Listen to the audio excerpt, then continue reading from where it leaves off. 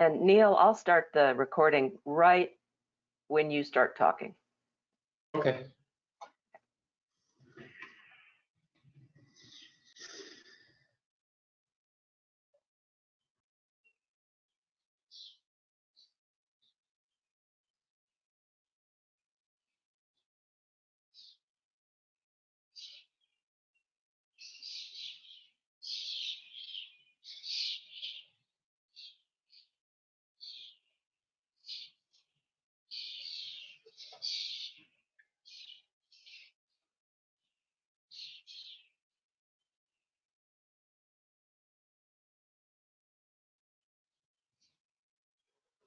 Okay, maybe we'll go ahead and start. I thought we'd start with a quick round of introductions since we don't have very many people.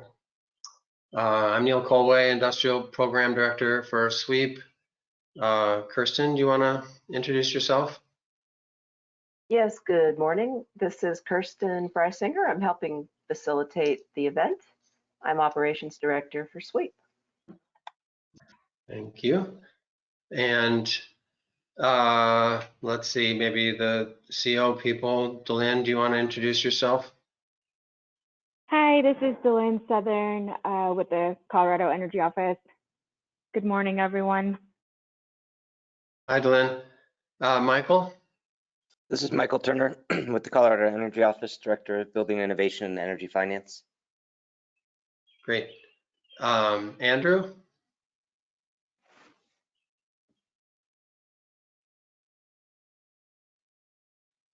Andrew, we're not hearing you.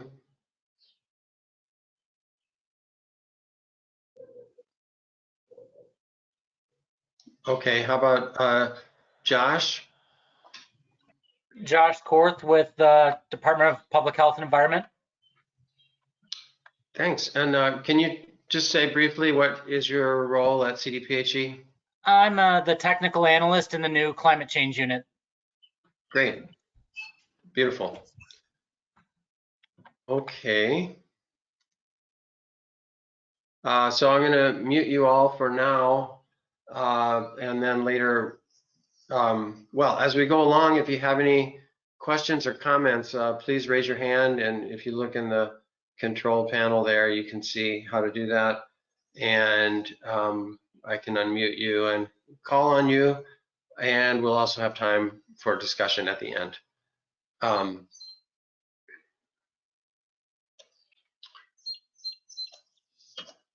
Let's see. Neil, sorry to interrupt. Yeah, you've got, I was just going to let you know you had a window. Okay, thanks. Okay, how do I advance my slides? There we go. Okay. All right. Well, Delynn and Michael asked me to do a final presentation to summarize SWEEP's work on this project. And so here's a brief overview of the project and what I'd like to discuss today. We did a survey of Colorado utilities that have significant oil and gas production in their territories. And we did some research and produced a report and a webinar for utilities summarizing the best practices in utility energy efficiency programs and electrification practices. And we reviewed the CDPHE regulations of oil and gas production related to methane emissions, and especially any requirements for electrification practices. And we surveyed the local governments in the counties that have significant production, and we asked them if they had any requirements that go beyond CDPHEs in the areas just mentioned. And finally, we have a few recommendations for utility programs and local government policies and pathways for the state to reduce greenhouse gas emissions from this sector. And I just want to mention that, of course, this is a terrible time to get the oil and gas producers to invest in anything related to cleaner production, but eventually, perhaps in 2021, people will start driving again and oil and gas production will start to ramp up again. So now is a good time to start getting programs and policies in place so that when things do start to ramp up again, it can be with cleaner technologies perhaps.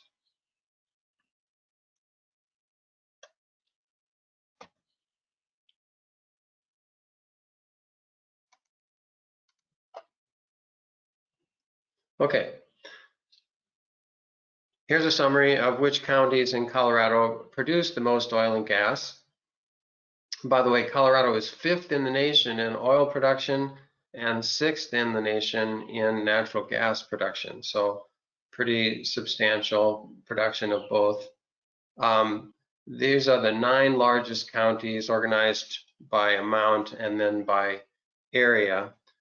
And as you can see, Weld County has by far the largest oil production and also the largest natural gas production. And surrounding Weld County, we have Larimer and we have Adams and Arapahoe counties. And also this is the area of the state that has had the most growth. And so I assume, you know, when things do start ramping up again, again, this will be an area potentially with new wells and new production sites. Then over in the western part of the state, we have Garfield, Rio Blanco, and Mesa counties. And then in the southern part of the state, we have La Plata and Las Animas. And Las Animas has no oil production, and almost all their natural gas comes from coal bed methane, so a little bit different.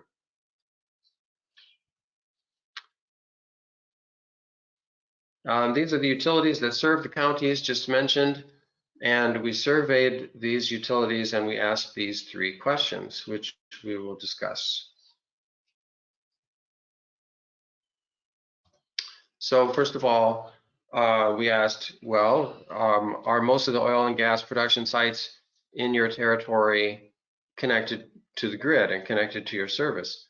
And most of the utility reps, almost all of the utility reps said yes, they are. All 9 of them said yes, they are.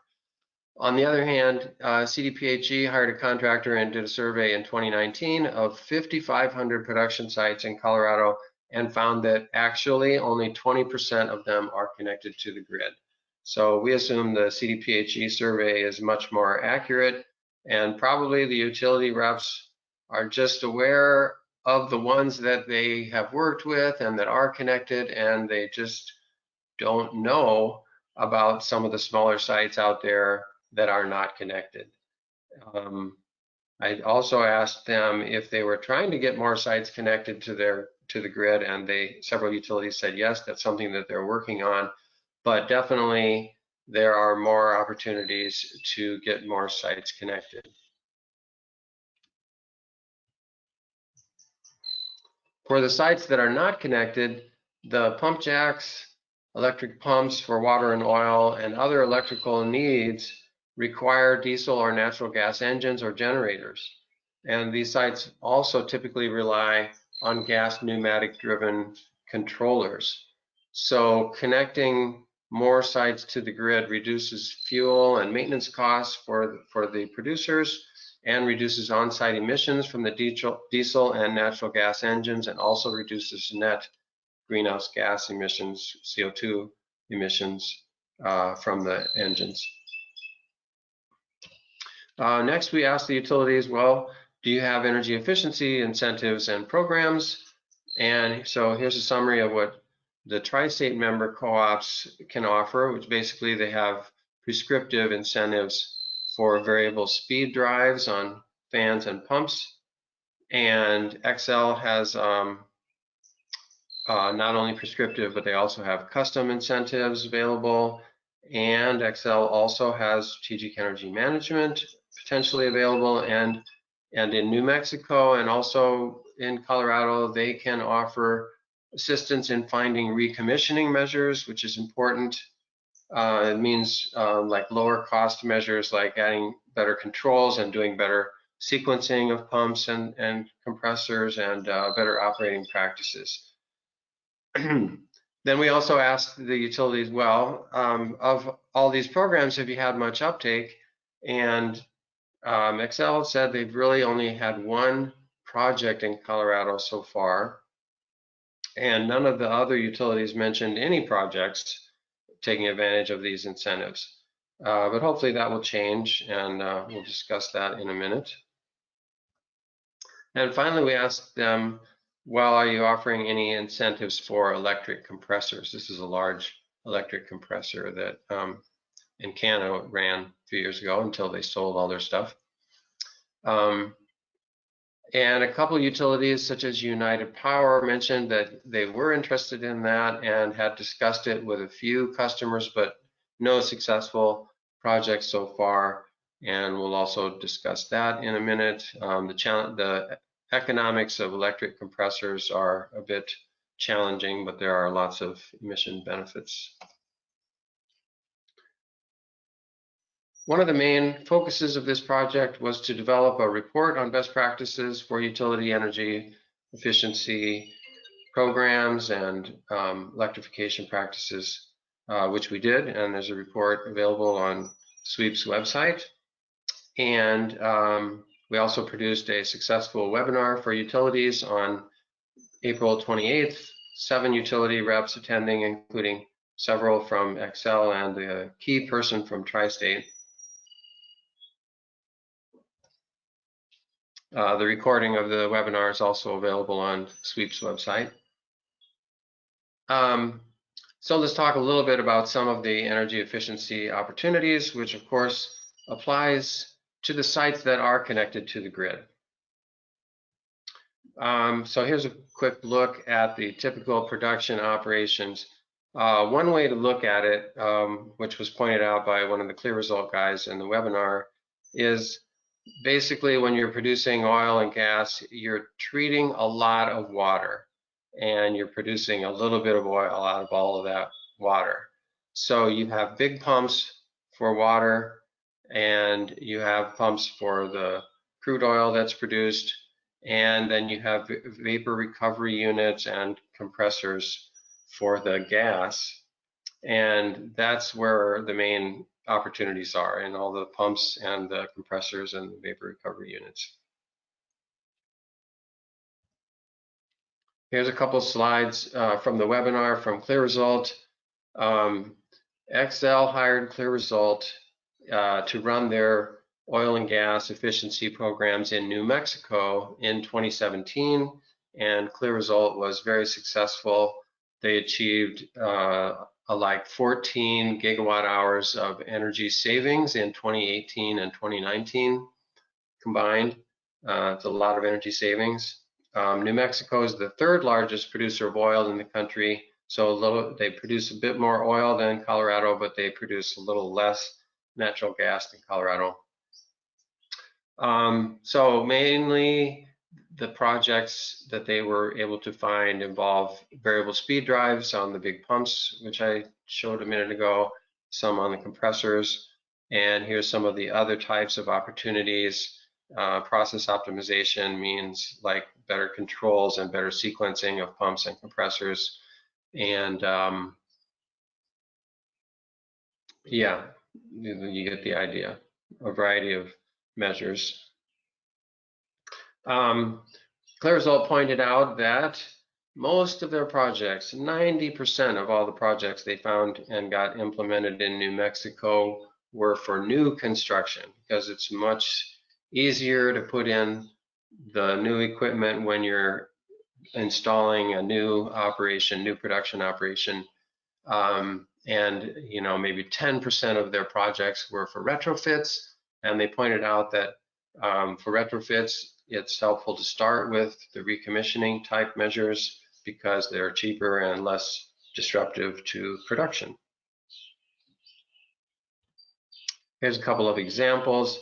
Just the box on the right shows one customer installed several new midstream production sites and was able to do a bunch of variable speed drive measures and received an average rebate of about $107,000 per site. And then there's a custom project here with a rebate of about $64,000. So these are big projects and lots of potential available in Colorado that hasn't been taken advantage of. So here's our recommendations for utilities. First of all, try to get more sites connected to the grid. Helps the customer reduce their operating costs, and it helps the utility increase its sales of electricity and reduces emissions, as we just discussed. Secondly, for the energy efficiency programs, it's really important to hire a qualified, experienced contractor that really understands the oil and gas industry. And after the webinar, we spoke with Xcel and Tri-State, and they both said that they are very interested in doing that. And so that's a very positive result. Not necessarily a clear result, but somebody with a lot of experience. There's other ones out there. Thirdly, to offer technical assistance and incentives for the recommissioning type measures, and also offer custom incentives and make them as user-friendly as possible. And when I spoke with Tri-State after the webinar, they said, yes, they agree. They should have the full range of measures like that, and even maybe think about strategic energy management for these customers, which would be great. And Xcel also said that they would like to ramp up their programs in Colorado, beginning with their plan for 2021. So that's also really good news, and hopefully we will see them do that. Finally, to offer incentives for electric compressors, even though it would take substantial incentives, and still the economics are challenging, but again, we'll discuss that more in a minute. And here's some feedback from Matt Fitzgibbon of Tri-State. He said, the webinar was very helpful and interesting, and their goal is that they would like to see their members achieve a balance of more sales through electrification of more sites and more energy savings through the types of things we just discussed. So I thought that was good, that obviously that's appealing to their members if they achieve that kind of balance, as opposed to just doing more efficiency alone and reducing their sales. So here's a quick review of CDPHE methane regulations. The first bullet there, they in 2019 increased frequency of leak detection and repair, which is good and applies now to all areas, not just the ozone non-attainment areas. Now they will be requiring annual emissions inventories, including greenhouse gas emissions, for all the production sites and midstream processing sites, and also for the transmission segment with the large compressor stations. So that's also a good development. And there's some possible new requirements in 2020. And I want to talk for a minute about the gas pneumatic devices. According to EPA data, nationally, the gas pneumatic devices account for about 25% of all the methane emissions from this sector.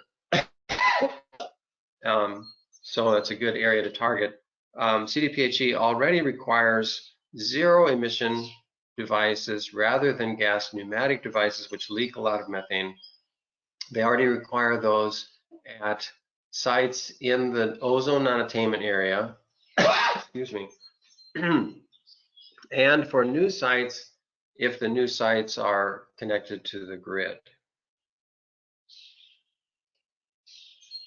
But there's a lot of other sites out there, so potential to add this requirement. And for example, one proposal coming from Earth Justice is that CDPHE should require the zero emission devices at all production sites with more than 4 wells. And they have analyzed that and think that that would be cost effective and would reduce emissions significantly. So that's a consideration, and CDPHE may choose to do that in around December. And they're also looking at some requirements for continuous emissions monitoring, which would help the producers find and fix leaks sooner, ideally. And CDPHE is also working on improvements to the annual inventory and including this sector.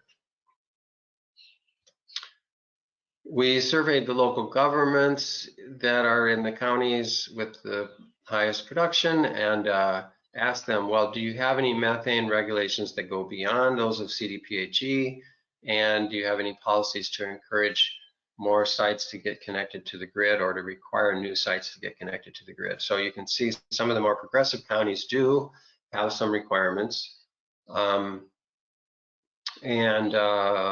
for example, interestingly, they have a voluntary inspection program that you can help the sites find leaks and fix them on a voluntary basis, and that's been successful.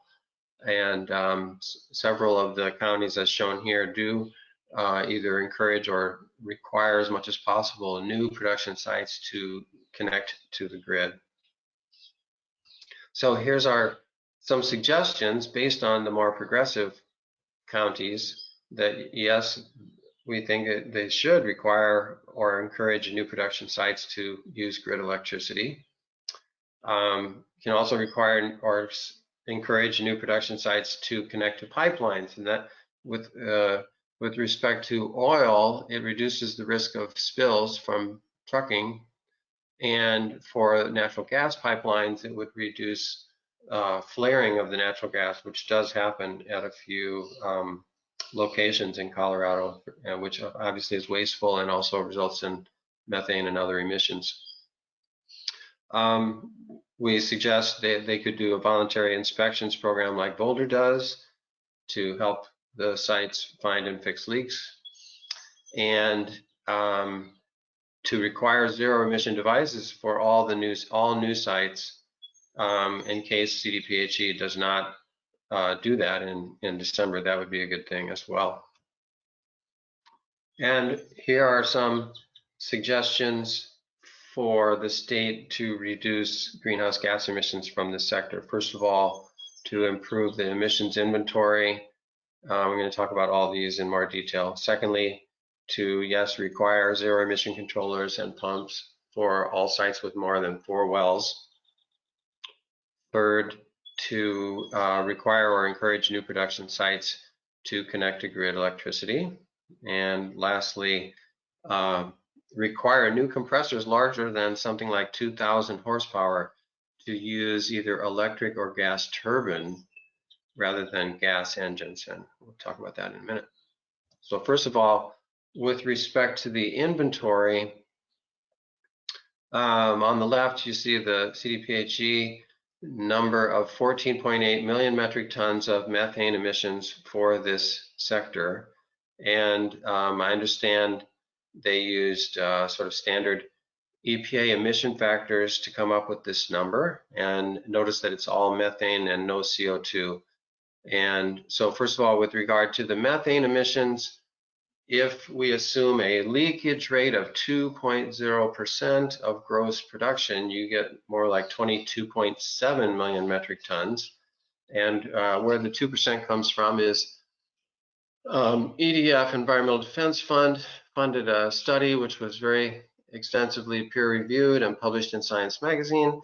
And they found that 2.3% of gross natural production nationally is leaking. So 2.3%. So we assumed a little more conservative number here, and just shows that it's quite a bit higher than the number using the standard EPA emission factors. And then secondly, on top of that, of course, there's CO2 emissions coming from all these big compressors and all the engines. And there is data from the EPA on the large emitters. Large emitters is any site that has more than 25,000 metric tons of CO2e per year. They have to report that. And if you look at that data and sort it for the oil and gas sector, there's about 4.0 million metric tons.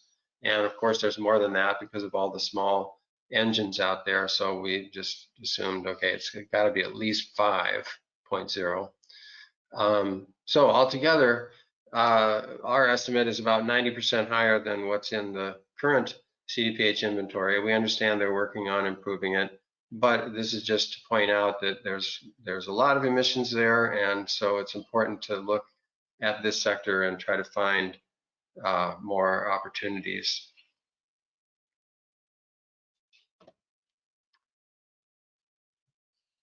And as I mentioned before, we agree with the suggestion that CDPHE should just require zero emission devices at all sites with more than 4 wells, existing sites and new sites. And if they're not connected, then they can generate their own power using a gas engine, or they can use a small solar system with battery storage, and that should still be cost effective. Would reduce methane emissions by 790,000 metric tons per year, and would also encourage more sites to get connected to the grid, because 2 out of the 3 of the zero emission technologies require electricity. As either you can use compressed air, or you can use just straight out electric control devices, electric pumps. And so that would also bring more benefits if more sites were connected to the grid. So now let's talk about compressors for a minute. Here are the 3 types of drivers for compressors. And engines have the highest methane emissions rate, and it's higher than natural gas turbines by a factor of about 150. And what this comes from, basically like incomplete combustion, and they call it methane slippage. So for some reason, natural gas engines have a much higher methane emissions than turbines. And then in the next column, just showing that turbines are a bit less efficient. Their efficiency metric here is MMBTUs of gas consumed per million cubic foot of gas being compressed or transferred. And so the lower number is a higher efficiency. So the engines are a bit better than turbines because you can turn them down if you need a little less flow rate. You can adjust the engine easier than you can the turbine. So overall, the engines are a little bit more efficient, and hard to tell for the electric, but they are quite a bit more efficient than the engines and turbines. And if you put it all together, even using the average CO2 emission factor of electricity today in Colorado, the electric compressor would be about 43% less emissions than the natural gas engine, and the turbine would be about 15% less emissions than the gas turbine, than the gas engine. And of course, there are trade-offs with cost. The engines are the cheapest. The turbines are about 30% more for initial cost, and the electric about 75% higher initial cost than the engines. So there would need to be more analysis to really, decide like, well, at what threshold does it make sense to require one of these other technologies, but it's worth looking into. But our modest proposal is that CDPHE could consider requiring either electric or gas turbine rather than engines for any new compressor larger than like 2,000 horsepower. And that would reduce methane emissions, according to our estimate, by about 860,000 metric tons per year by 2030, so significant. The picture is of a large electric compressor.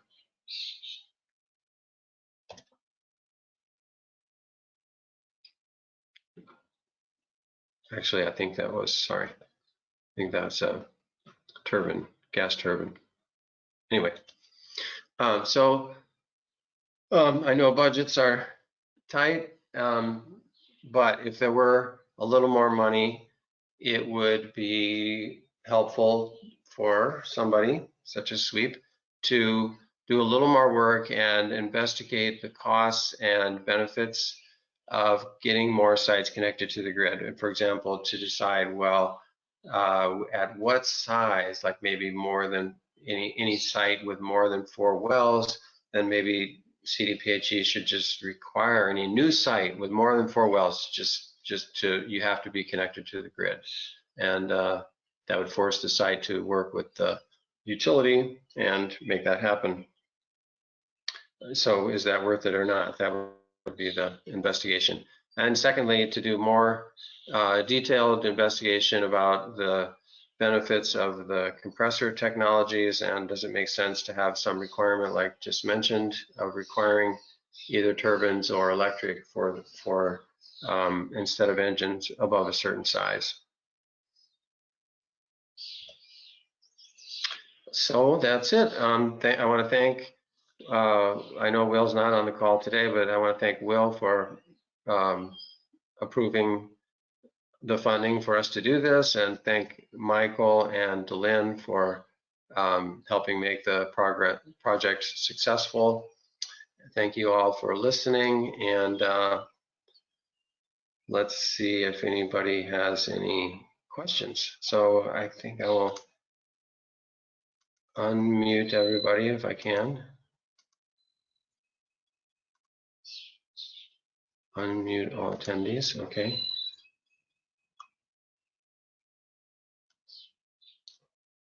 It still shows they're all muted. Kristen, can you help me? Oh, there we go. We can So if unmute you have- ourselves. There you go. You can unmute yourself now. Thank you. So anybody have any comments or questions about any of the things we just discussed?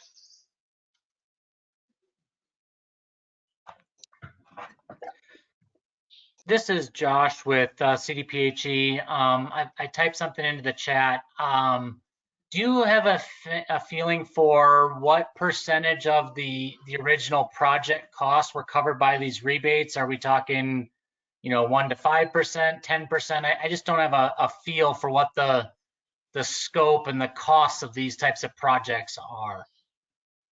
Yes, that's a good question. And Howard, you can chime in because you understand Xcel's programs, and it's in our best practice report. I think Xcel is allowed to rebate up to 50% of the project cost, and they can bring the payback period down to 1 year. And they probably didn't go that far. They probably, I mean, that is the limit, like up to 50% of the project cost. And it's probably, somewhere 25 to 50% in most cases. I don't know. I think typically it's around 25%, the size of the rebate that a customer gets from utility for an efficiency project. And that's probably true in the oil and gas sector in New Mexico, say. I'm guessing it's 20%, 25% of the cost. Great, thank you. And then I had one other question about the recommendation is somewhere around a 2,000 horsepower engine would be kind of that cost-effective cutoff. That seems quite large to me. I'm curious if you have any thoughts on how many engines of that size are out there and how many might maybe be going in the future. My understanding is that is the average or typical size of the smaller compressors, and so that means like half of the smaller compressors would fall into the category of being larger than that.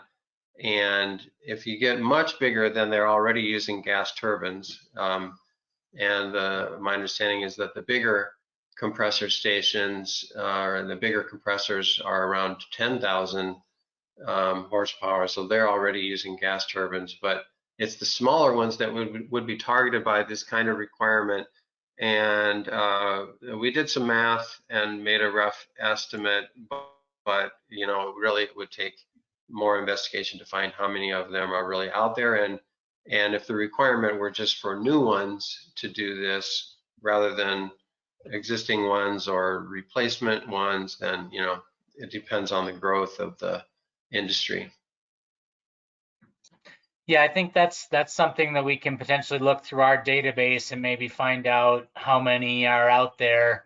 You know, from some of my past work, you know, some of the engines in the transmission compression, you know, I think typically are 1,200 to 1,500 horsepower, and they would be kind of stacked, you know, at a facility depending on the amount of compression needed.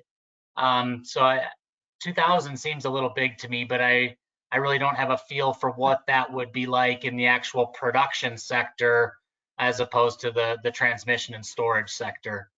Okay, well, like I said, it would be worth it for somebody to dig into a little more. This, Yeah, definitely. the person that I spoke with was, based on her research, she threw out these numbers like 2,000 being the typical size for the smaller compressors. So, and maybe in Colorado that's not true. Maybe the smaller stations in Colorado are much smaller, and then we pick a different number, you know. Yeah, and like I said, my past experience is primarily in the transmission sector, and so you're already dealing with gas that's at pressure, and you're just increasing the pressure to send it further down the line. So you have a different type of activity that's being performed with those engines. Right. Thank you.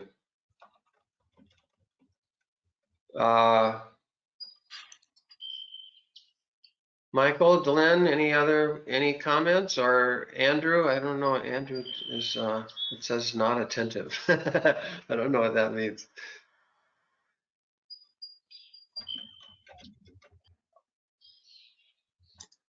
I'll toss a question out, Neil. This is Howard from Sweep. Howard. Hi. Neil, if we're sort of focused on a target year of 2030, for emissions reductions and overall greenhouse gas targets, do you have a sense for how much of the projected production of oil and gas in 2030 will be from sites not yet built versus infrastructure that's already out there? You know, what will be the balance between, you know, quote unquote new sites and existing sites if we look out to say 2030? I know there's a lot of uncertainty about the future for the industry, but, you know, maybe like projections pre-COVID, you know, and how fast do the existing sites, you know, retire? That's part of this question too. Right. That is a great question. I think I heard that like the fracked sites decline much quicker than the other ones. So, you know, probably 3 or 4 years they decline substantially. And so that would say that, you know, 50% of the production in 2030 is probably going to come from new sites. That's just a rough guess. I don't know. Josh, do you have any ideas about that? That would be another great question to look into. No, I do not. I've never done a whole lot of work, like I said, in the production sector, and so I don't have any experience with how quickly these fracked wells decline. Yeah, that's a great question though. And it's also kind of all the other, you know, midstream infrastructure. Is that going to be, even if a site, you know, and, you know, there's wells all over the place in Weld County, right? Right. And some sites, you know, let's say 5 years from now, a bunch of wells are no longer producing. They punch holes half a mile away or a mile away. Will they still use the same compressors and, you know, the other kind of infrastructure you talked about? Right. Or do they have to rebuild that? That's another great question. I did ask the sort of expert on compressors, well, what is the typical life of a compressor? And she said about 15 years. But your question about like, well, what about the whole midstream processing sites with all the equipment? What would be the life, and do they move them around and replace them? That is also a great question.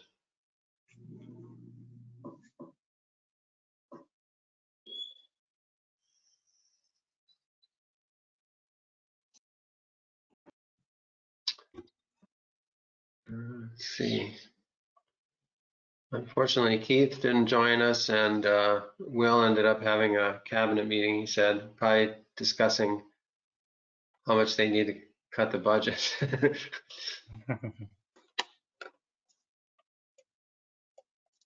I had one other question, Neil, if no one else Yeah, is, please. everyone else is being shy here. I don't think I saw Weld County on your list of respondents to the local government survey of, which local governments were doing anything Right. to support electrification or reduce emissions. Yes, I Were you tried. able to reach anyone at Weld County, or they just I blow us tried. off? They blew us off, and Yeah. it's funny because, or not funny, like Garfield, when I reached out to them, the person gave me kind of a snippy answer, like, well, of course we don't have anything more than CDPHE. Why would we do that?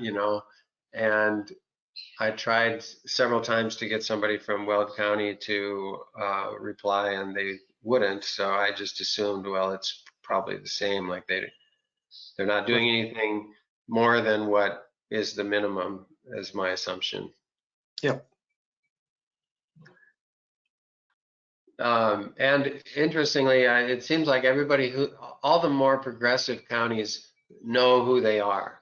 And they said like, oh, well, here are the ones who are doing some interesting things. And they all knew what Adams County and Boulder and Larimer County were doing.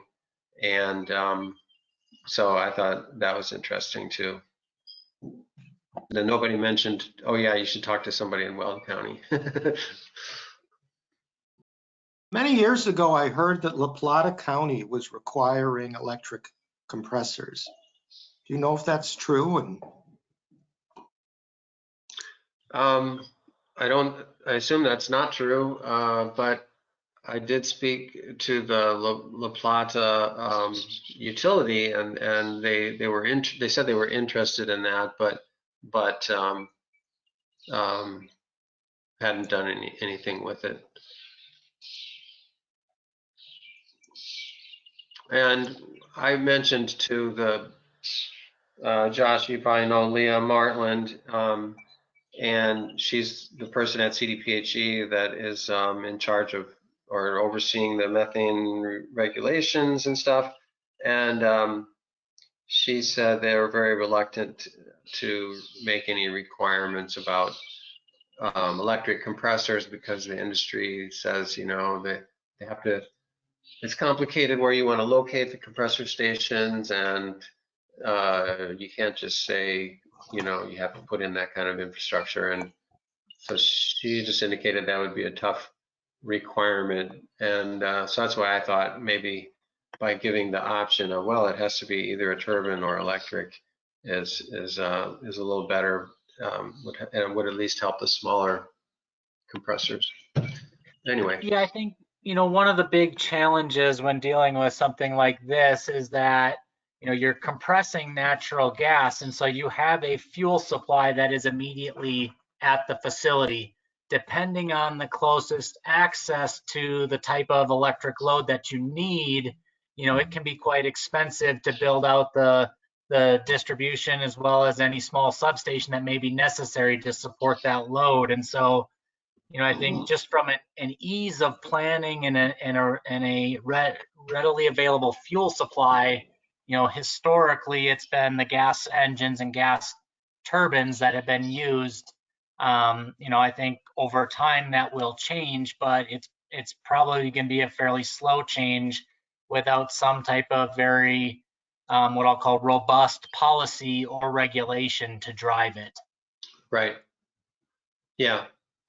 In one of the reports, we did a little analysis and found that, well, if you include the social cost of carbon, you could make it work out that it's more cost effective to require electric. But you're right, that did not include assumptions about the new distribution and substation capacity that would be required and stuff. So yeah, I understand. And nationally, I think only about 10% of compressors are electric, and what I heard is that that's mostly where you want to get a new compressor in without having to get an air permit. Like if you just want to avoid the air permit requirements. So if there's electric capacity available and you go that way, then maybe you do it in that case.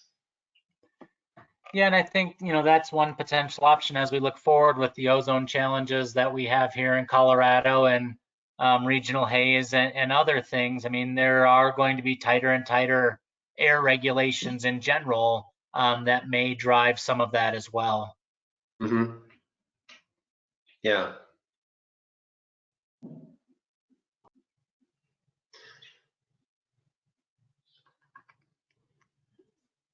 In the kind of canvassing that you did of utilities and of any of these oil and gas companies, did you get a feel for how many of the production and midstream facilities are using diesel engines versus natural gas that may be pulled off of the supply stream?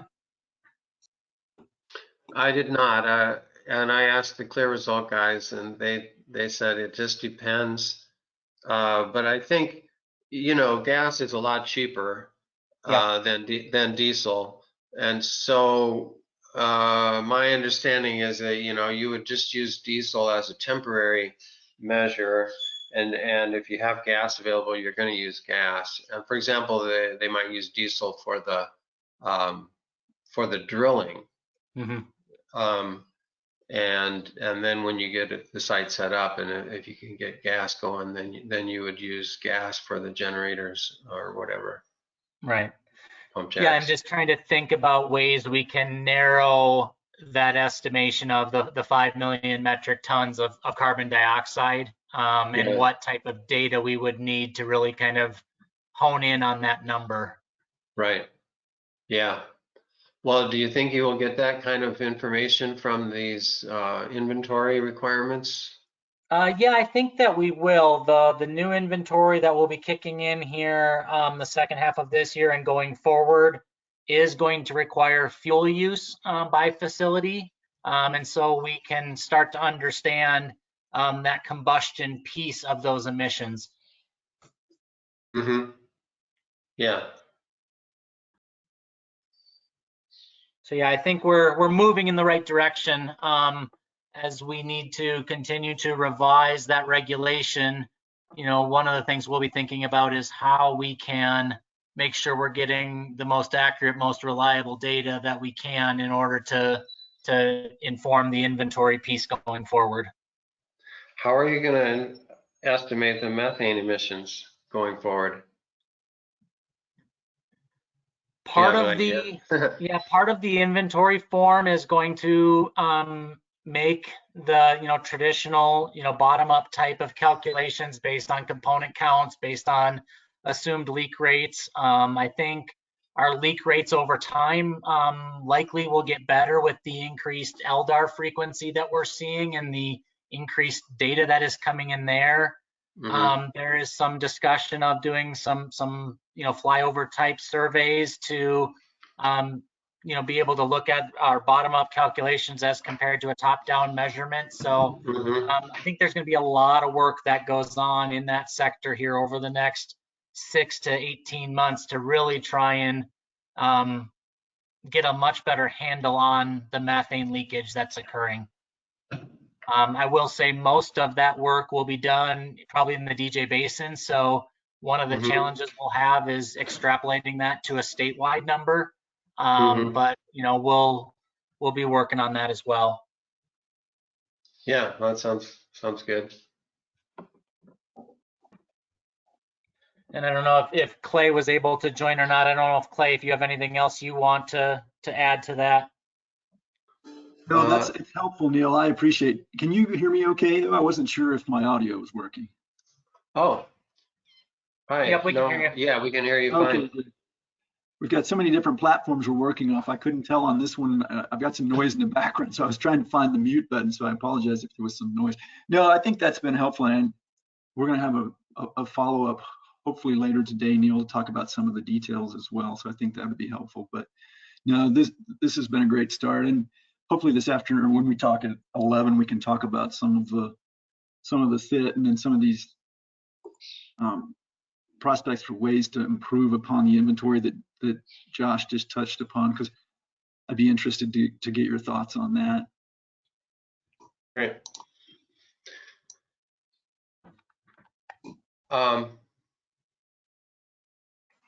Anybody else? Final thoughts, comments? Delynn? Michael? No other comments here. And I think Delynn may be muted and not able to speak.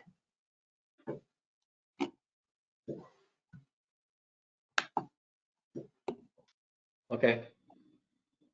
Thank you. Wait, it just came off of mute. Delynn, you want to say something? Yeah, so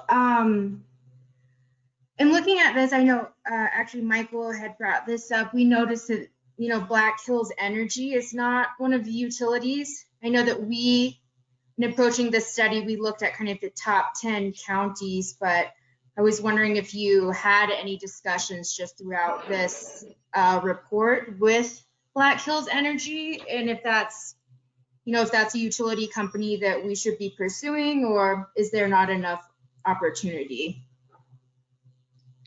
Well, in the map I showed of the top 10 counties, they account for 98% of the oil production in the state and 98% of the gas production.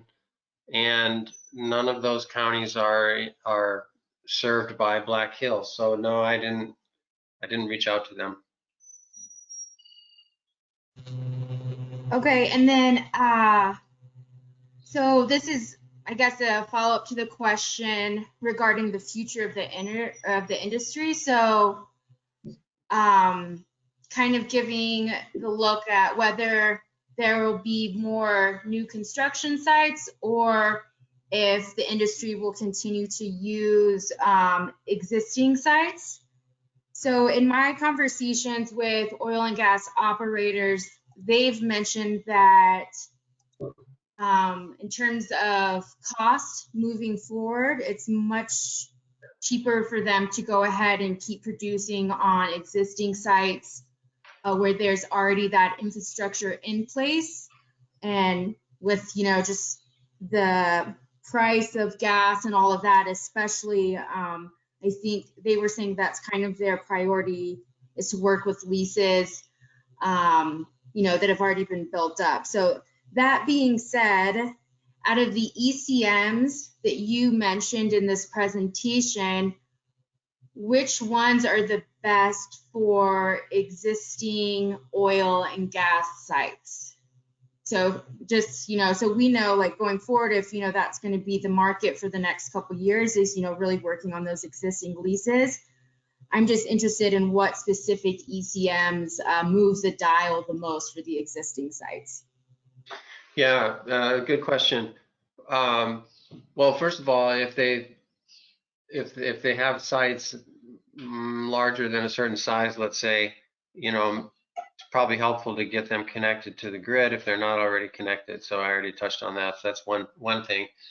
But then secondly, if they're already connected to the grid, I asked the ClearResult guys that question because it is more challenging to get retrofits of existing sites, but they said, well, yeah, you should start with the recommissioning type measures, the more low-cost measures, and start to build the company's interest and efficiency, their appetite, show them that they can save money by improving their operations. So you start with those kind of measures, and then maybe you can get them to do, bigger things like put on a variable speed drive or something like that. So Xcel understands that very well, and if Tri-State does hire a contractor like ClearResult or somebody and seek to do those kinds of things, then they will also understand that kind of progression. Does that make sense? Yep, thanks. All right. Anybody else? Final thoughts? Otherwise, good discussion. Thanks for all the questions, and